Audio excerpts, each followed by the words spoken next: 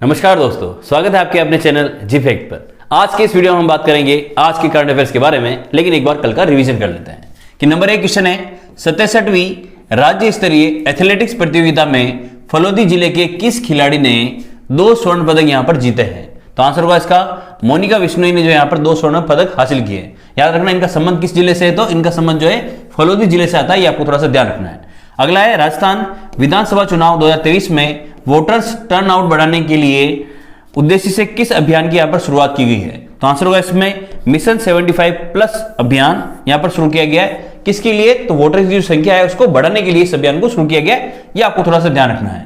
अगला क्वेश्चन है हमारा तंबाकू नियंत्रण एवं रोकथाम की दिशा में उत्कृष्ट कार्य के लिए राजस्थान को राष्ट्रीय स्तर पर किस अवार्ड से सम्मानित किया गया है। तो आंसर होगा इसका टोबैको कंट्रोल एक्सीलेंस अवार्ड से यहां पर सम्मानित किया गया है।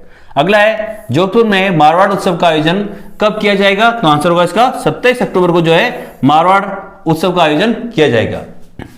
नेक्स्ट क्वेश्चन है 69वें राष्ट्रीय फिल्म पुरस्कारों में राजस्थानी घेर कथा चित्र के लिए राष्ट्रीय पुरस्कार हासिल करने वाली पहली फिल्मकार कौन सी है। तो उनका नाम होगा सुरुचि शर्मा। और आपको यार ना भी सुरुचि शर्मा का जो संबंध है वो कहां से आता है, तो जयपुर से इनका संबंध आता है, ये भी आपको थोड़ा सा हमें ध्यान रखना है। ठीक है, बढ़ते हैं क्वेश्चन तरफ। राजस्थान के कितने सरपंचों को एशिया के सबसे स्वच्छ गांव मोलित्रोंग, जो कि कहां स्थित है, मेघालय के अंदर है, निरीक्षण के लिए भेजा गया है। तो आंसर होगा इसमें 22 सरपंचों को वहां पर भेजा गया है। बढ़ते हैं क्वेश्चन तरफ। अगला है देश के प्रतिष्ठित award life time best civilian of India award से किसे सम्मानित किया गया है। तो आंसर होगा इसका डॉक्टर महेंद्र राठौड़ को यहां पर जो है बेस्ट सिविलियन अवार्ड दिया गया है। मोस्ट इंपोर्टेंट क्वेश्चन है, आपको ध्यान रखना है, ठीक है ना। बेस्ट सिविलियन अवार्ड किसे दिया गया है, तो डॉक्टर महेंद्र राठौड़ को दिया गया है। अगला है चीन के हांगझाओ में आयोजित होने वाले पैरा एशियाई खेलों के तैराकी चैंपियनशिप में खिलाड़ियों का वर्गीकरण करने के लिए राजस्थान से किसे चुना गया है। तो आंसर होगा इसका सलोनी गुप्ता को इसके लिए चुना गया है। बढ़ते हैं अगले क्वेश्चन तरफ। अगला क्वेश्चन हमारा राजस्थान इंटरनेशनल सेंटर के पहले निदेशक के रूप में किसे नियुक्त किया गया है। तो आंसर होगा निहाल चंद गोयल को, राजस्थान इंटरनेशनल सेंटर, ठीक है ना। अगला है राज्य के किस जिले में चुनाव प्रदर्शनी में स्वीप लघु फिल्म व नुक्कड़ नाटक जिसका नाम क्या है ओ मारा राम जी वोट देवाने चाल जो का आयोजन कर मतदान का संदेश दिया गया है। तो आंसर होगा इसमें अजमेर जिले के अंदर इसका संदेश दिया गया है। अब हम लोग करेंगे मैं आज के करंट अफेयर्स के क्वेश्चन। स्टार्ट करते हैं वीडियो को। आगामी विधानसभा चुनाव में बुजुर्ग और दिव्यांगजनों हेतु होम वोटिंग की प्रक्रिया को सरल बनाने हेतु भीलवाड़ा में किस ऐप की शुरुआत की गई है या नवाचार किया गया है। ऑप्शन ए सहज भीलवाड़ा, सुविधा भीलवाड़ा, हेल्प भीलवाड़ा या इनमें से कोई नहीं। तो आंसर होगा इसमें सहज भीलवाड़ा, ठीक है ना। ये एक्चुअली निर्वाचन आयोग के द्वारा यहाँ पर चालू किया गया है, लेकिन सबसे पहले चालू कहां किया गया है, भीलवाड़ा डिस्ट्रिक्ट के अंदर किया गया है। तो इसका नाम क्या है, सहज भीलवाड़ा इसका नाम रखा गया है। ये किस हेतु बनाया गया है, तो जो बुजुर्ग है या जो दिव्यांगजन है उनको भाई आप लोगों को पता है कि यहाँ पर जो हमारे भाई 2 चीजों के लिए इस बार चालू किया गया है। एक तो वोट फ्रॉम होम चालू किया गया है, वोट फ्रॉम होम चालू किया है इस बार पहली बार यहाँ पे। ये वोट फ्रॉम होम किसके लिए चालू किया गया है, तो यार ना 2 जनों के लिए चालू किया है। एक तो जो 80% से 80 वर्ष से क्या है अधिक आयु के कोई महिला या पुरुष है, 80 वर्ष से अधिक, ठीक है ना। और अगर एक और अगर हम बात करें किसके लिए चालू किया गया है, तो एक और चालू किया गया है जो 40% से अधिक दिव्यांग है, 40% से अधिक जो दिव्यांग है उनके लिए भी ये चालू किया गया है, ठीक है ना। ये क्या कर सकता है, तो वोट फ्रॉम होम दे सकता है। क्या कर सकते हैं, वोट फ्रॉम होम दे सकते हैं। इसके लिए इनको कौन सा फॉर्म भरना पड़ेगा, तो 12D फॉर्म इनको भरना पड़ेगा, ठीक है ना। और जब भी इसके लिए क्या एक डेट निकाली गई उस डेट के हिसाब से इसका फॉर्म भरना पड़ेगा। फिर बाद में क्या कर सकते हैं, वोट फ्रॉम होम दे सकते हैं। इसमें भी सुविधा हो उसके लिए भीलवाड़ा में एक ऐप की लॉन्चिंग की गई है जिसका नाम क्या है, तो सहज भीलवाड़ा रखा गया है। ये आपको थोड़ा सा ध्यान रखना है। अगला क्वेश्चन हमारा 16वें राजस्थान इंटरनेशनल फोक फेस्टिवल का आयोजन कहां किया जाएगा। ऑप्शन है जोधपुर, जयपुर, उदयपुर और भीलवाड़ा। तो यहां पे सही आंसर होगा इसमें ऑप्शन नंबर 1 जोधपुर के अंदर आयोजन किया जाएगा। अब जोधपुर में भी इसका आयोजन जो है 2 जगह पे होगा। एक तो हमको याद रखना है, एक तो होगा इसका आयोजन मेहरानगढ़ दुर्ग के अंदर। कहां होगा, मेहरानगढ़ दुर्ग के अंदर इसका आयोजन होगा। और कहां इसका आयोजन किया जाएगा, तो उसका आयोजन एक जगह और भी होगा। उसका हम अगर बात करें जिसको राजस्थान के ताजमहल के नाम से जाना जाता है, किसके नाम से जाना जाता है, राजस्थान का ताजमहल के नाम से जाना जाता है, जिसको राजस्थान का ताजमहल के नाम से जिसको जाना जाता है, वहां पर इसका आयोजन किया जाएगा। 2 जगह इसका आयोजन होगा, एक तो मेहरानगढ़ दुर्ग के अंदर, एक और कौन सा है, तो राजस्थान का जो ताजमहल है वहां पर इसका आयोजन किया जाएगा। साथ ही हम बात करें इसके आयोजन जो है, एक तो ये कौन सा नंबर का, ये याद रखना कि ये कौन सा नंबर का है, तो ये 16वें नंबर का है। इसका आयोजन जो है वो कब होगा, तो इसका आयोजन जो किया जाएगा वो 26 अक्टूबर से किया जाएगा। कब से किया जाएगा भाई, 26 अक्टूबर से इसका आयोजन किया जाएगा, ठीक है ना। 5 दिवस का ये कार्यक्रम होगा। कितने दिवस का है, तो ये 5 दिवसीय ये आयोजन होगा, ठीक है ना। 5 दिवसीय आयोजन होगा। तो 26, फिर क्या हो गया 27, 28, 29, 30, 31 और 2 तारीख तक इसका आयोजन किया जाएगा। सॉरी 26 से कब तक आयोजन होगा इसका, तो 30 तारीख तक होगा ना। 26 से कब तक होगा, तो 30 अक्टूबर तक इसका आयोजन किया जाएगा ना। 5 दिन का ये कार्यक्रम यहाँ पर रहने वाला है। इसका आयोजन क्या किया जाएगा, तो मेहरानगढ़ दुर्ग के अंदर। एक और क्या है, जो है राजस्थान का ताजमहल। राजस्थान का ताजमहल किसको जाना जाता है, तो जसवंत थड़ा है ना। किसको, जसवंत थड़ा। आपने सुना होगा कहां स्थित है, जोधपुर के अंदर है ना। इस जसवंत थोड़ा, जिसको राजस्थान का ताजमहल के नाम से जाना जाता है, इस जगह पर जो है 16वें राजस्थान इंटरनेशनल फोक फेस्टिवल का आयोजन किया जाएगा। आयोजन की तारीख क्या है, तो 26 अक्टूबर से लेकर 30 अक्टूबर तक इसके आयोजन की तारीख है। ये 5 दिवसीय कार्यक्रम रहने वाला है, याद रखना है। इसके अलावा अगर हम बात करें, हाल ही में एक और हमारे इस तरह से एक जो फेस्टिवल आयोजित किया गया था, जिसका नाम था राजस्थान फिल्म फेस्टिवल। कौन सा, राजस्थान फिल्म फेस्टिवल, ठीक है ना, राजस्थान फिल्म फेस्टिवल। अगर हम बात करें इस राजस्थान फिल्म फेस्टिवल का, इस राजस्थान फिल्म फेस्टिवल का आयोजन कब किया गया था, तो सितंबर 2023 के अंदर आयोजन किया गया था। कब आयोजन हुआ था इसका, सितंबर 2023 के अंदर इसका आयोजन किया गया था। और ये आयोजन कहां हुआ था, तो ये जयपुर के अंदर हुआ था, ठीक है ना। जैसे अगर हम बात करें यहाँ पर बात हो रही है राजस्थान फिल्म फेस्टिवल के फोक फेस्टिवल की, तो ये कौन सा संस्करण था, तो 16वां संस्करण था। इसी तरह से अगर हम बात करें राजस्थान फिल्म फेस्टिवल, जिसका नाम क्या है, RFF है, ठीक है ना, उसका आयोजन जो हुआ था वो कौन से नंबर का था, तो वो 11वें नंबर का था। कौन से नंबर का था, वो 11वें नंबर का था। इसके अलावा हम बात करें, इस फिल्म फेस्टिवल के अंदर एक अवार्ड दिया गया था, जिसका नाम था लाइफ टाइम अचीवमेंट अवार्ड। कौन सा, life time achievement award. Life time achievement award है ना, अचीवमेंट अवार्ड। ये लाइफ टाइम अचीवमेंट अवार्ड किसको दिया गया था, तो उसका आंसर भी आपको याद रखना है। उसका आंसर होगा गुलशन ग्रोवर को। किसको दिया गया था, गुलशन ग्रोवर, जो कि एक एक्टर है बॉलीवुड के अंदर, इनको यह अवार्ड दिया गया था, ठीक है। तो याद रखना है कि भी राजस्थान फिल्म फेस्टिवल का आयोजन कब हुआ था, तो सितंबर 2023 में आयोजन हुआ था। कहां पर आयोजित किया गया था, तो जयपुर के अंदर इसका आयोजन किया गया था। इसमें लाइफ टाइम अचीवमेंट अवार्ड किसको दिया गया था, तो गुलशन ग्रोवर को दिया गया था। अगर हम बात करें राजस्थान इंटरनेशनल फोक फेस्टिवल, यानी जो स्थानीय जो फिल्म है उनमें यहाँ पर अवार्ड दिया जाता है, जो कि कौन से नंबर का है, तो 16 नंबर का है। आयोजन कहां किया गया है, तो जोधपुर में। जोधपुर में कहां पर, 2 जगह पे, एक तो मेहरानगढ़ दुर्ग और कहां पर, जसवंत थड़ा। जसवंत थड़ा को किस नाम से जाना जाता है, राजस्थान के ताजमहल के नाम से भी इसको जाना जाता है। यहां पर जो आयोजन होगा 5 दिवस का, 26 अक्टूबर से लेकर कहां तक, तो 30 अक्टूबर तक इसका आयोजन किया जाएगा। तो सारी चीजें आपको यहां पे ध्यान रखनी, ये 5 दिवसीय कार्यक्रम होने वाला है। बढ़ते हैं अगले क्वेश्चन की तरफ। चीन के हांगझोउ में चल रहे पहले एशियाई गेम्स में भरतपुर के किस खिलाड़ी ने 10 मीटर एयर पिस्टल SH1 में कौन सा मतलब रजत पदक यहां पर जीता है। ऑप्शन है कि रुद्रास खंडेलवाल, अर्जुनलाल जाट, दिव्य कीर्ति सिंह और दिव्यांश पवार। तो सही आंसर होगा इसमें ऑप्शन नंबर 1 रुद्रास खंडेलवाल। इनका संबंध कहां से आता है, तो इनका संबंध याद रखना भरतपुर से इनका संबंध है, ठीक है ना। इनका संबंध कहां से है, तो भरतपुर से है। इन्होंने जो पदक किसमें हासिल किया है, तो 10 मीटर एयर पिस्टल में। 10 मीटर एयर पिस्टल में इन्होंने हासिल किया है, ये याद रखना, ठीक है ना। और हमने अगर बात करें इसने किस कैटेगरी के अंदर पार्टिसिपेट किया है, तो SH1 कैटेगरी के अंदर इन्होंने पार्टिसिपेट किया है, ठीक है। और याद रखना इसने मेडल कौन सा जीता है, तो इन्होंने जो है रजत पदक हासिल किया है। कौन सा हासिल किया है, तो रजत पदक इन्होंने हासिल किया है, ये भी आपको ध्यान रखना है। तो ये इनका संबंध कहां से है, रुद्रांश खंडेलवाल का भरतपुर से इनका संबंध है। 10 मीटर एयर पिस्टल में इन्होंने जो पदक हासिल किया है, कैटेगरी कौन सी है, तो SH1 है। इन्होंने कौन सा पदक हासिल किया है, तो रजत पदक हासिल किया है। साथ ही याद रखना भी इनका स्कोर क्या रहा है, तो 238.3 अंक इन्होंने हासिल किए, ये भी आपको यहां पे ध्यान रखना है। बाकी के 3 ऑप्शन की अगर हम बात करें, अर्जुनलाल जाट, दिव्य कीर्ति सिंह और दिव्यांश पवार, इनका संबंध है हमारे एशियाई खेल से। अभी हाल में आपको पता है कि चीन के हांगझोउ के अंदर जो है एशियाई खेल का आयोजन किया गया था। इन तीनों ने भी क्या किया था, यहाँ पर पदक प्राप्त किया था। अगर हम बात करें अर्जुनलाल जाट की, तो अर्जुनलाल जाट ने जो है यहाँ पर रजत पदक हासिल किया था। कौन सा किया था, रजत पदक हासिल किया था। दिव्य कीर्ति सिंह ने कौन सा पदक हासिल किया था, तो स्वर्ण पदक हासिल किया था। और अगर हम बात करें दिव्यांश पवार की, तो इन्होंने भी कौन सा पदक हासिल किया था, तो स्वर्ण पदक यहाँ पे हासिल किया था, ये भी आपको ध्यान रखना है। साथ ही अगर हम बात करें इनके खेल की, अर्जुनलाल जाट का जो खेल है वो कौन सा है, तो नौकायान है। कौन सा है भाई, नौकायान इसका खेल है।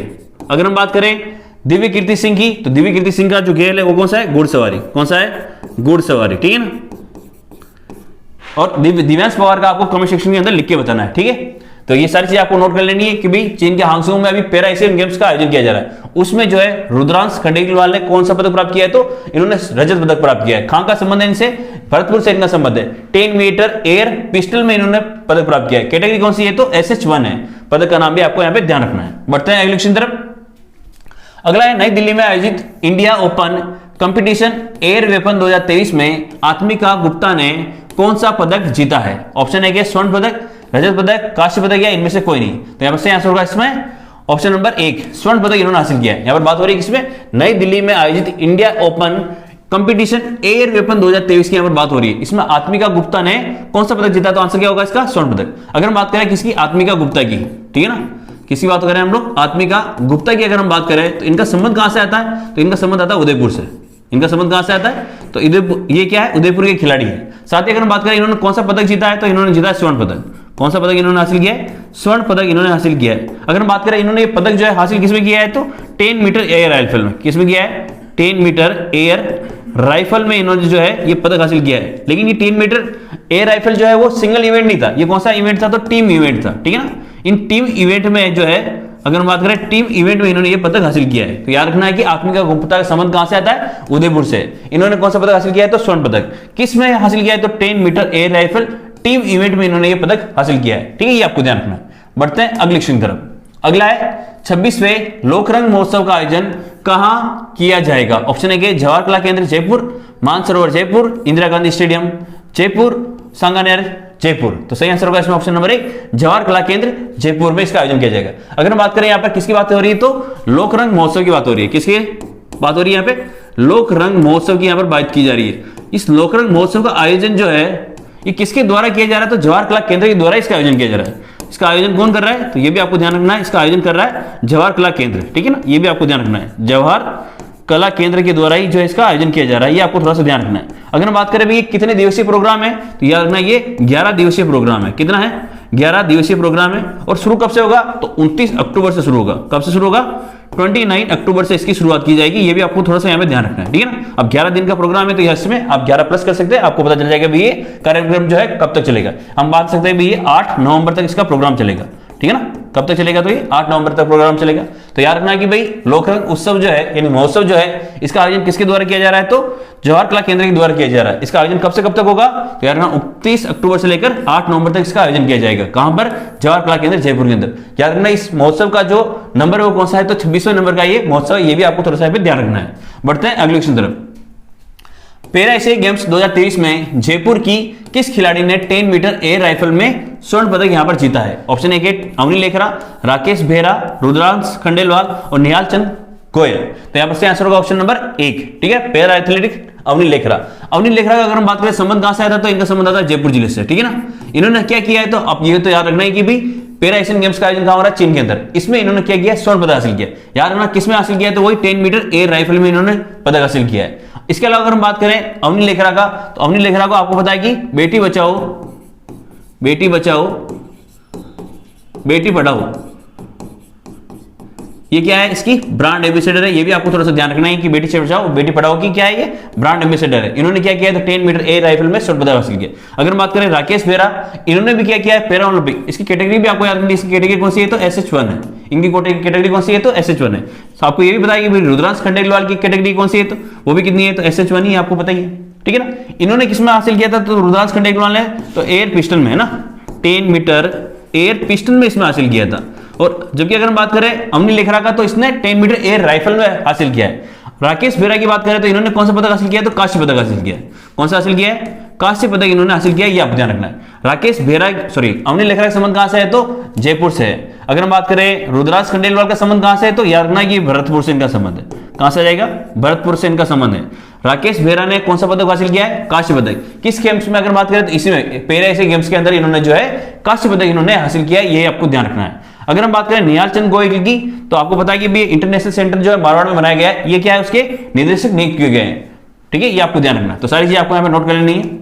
अगला है doctor Abdul Kalam youth leadership international award किसे दिया गया है। ऑप्शन ए डॉक्टर कीर्ति भारती, माधव हाड़ा, मनमोहन सिंह यादव या वेद व्यास। तो आंसर होगा इसमें ऑप्शन नंबर 1 डॉक्टर कीर्ति भारती को जो है doctor Abdul Kalam youth leadership international award यहां पर प्रदान किया गया है। माधव हाड़ा का आपको पता ही है कि इनको मिला है 32वां बिहारी पुरस्कार। कौन सा पुरस्कार, 32वां बिहारी पुरस्कार इनको दिया गया है, ठीक है ना, पुरस्कार इनको प्रदान किया गया है। और रचना का नाम आपको याद हो ही गया होगा अब तक। रचना का नाम क्या है इनका, तो इनकी रचना का नाम इनके सामने लिख देते हैं हम लोग, पचरंग चोला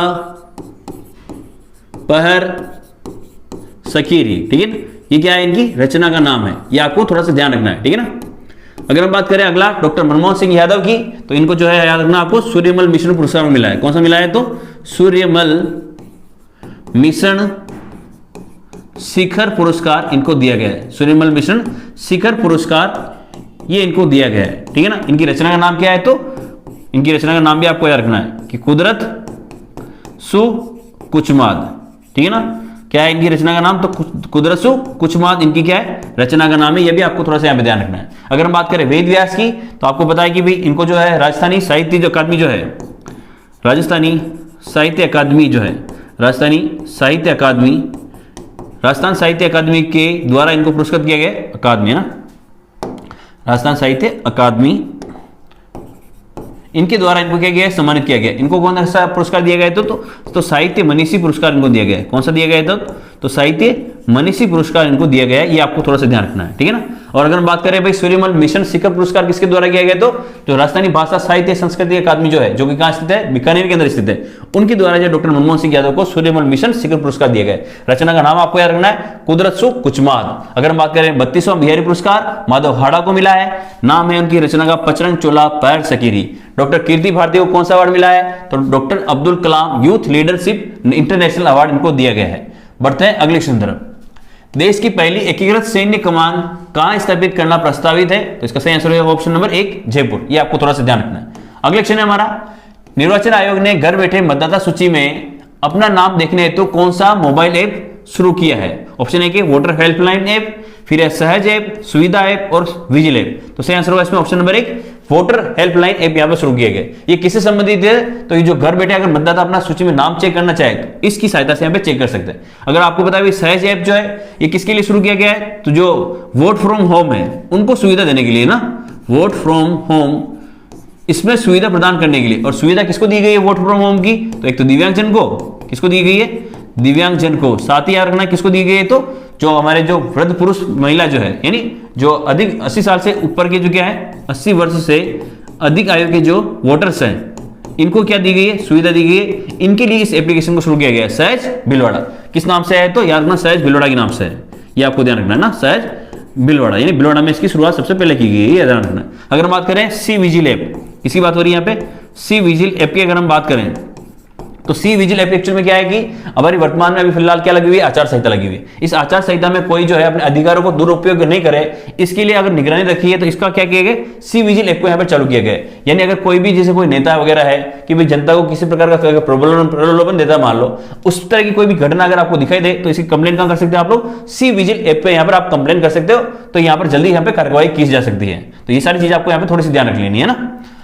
लास्ट क्वेश्चन है आज का हमारा कि फोर्टिफाइड चावल तैयार करने हेतु हाड़ौती का पहला प्लांट राजस्थान में कहां लगाया जाएगा? ऑप्शन ए के बूंदी, गंगानगर, बारा और झालावाड़। तो सही आंसर होगा ऑप्शन नंबर 1 बूंदी के अंदर जो है यहाँ पे पहला प्लांट ये लगाया जाने वाला है, ठीक है ना। बूंदी को हम लोग क्या जानते हैं? चावल का कटोरा के नाम से भी तो जानते हैं। ये क्या है? चावल का कटोरा के नाम से भी इसको जाना जाता है। ये भी आपको थोड़ा सा यहाँ पे ध्यान रखना है। तो कैसा लगा आपको वीडियो? कमेंट करके बताएं। वीडियो को प्लीज लाइक करें, चैनल को सब्सक्राइब करें, वीडियो को ज्यादा से ज्यादा शेयर करें। जय हिंद, जय भारत।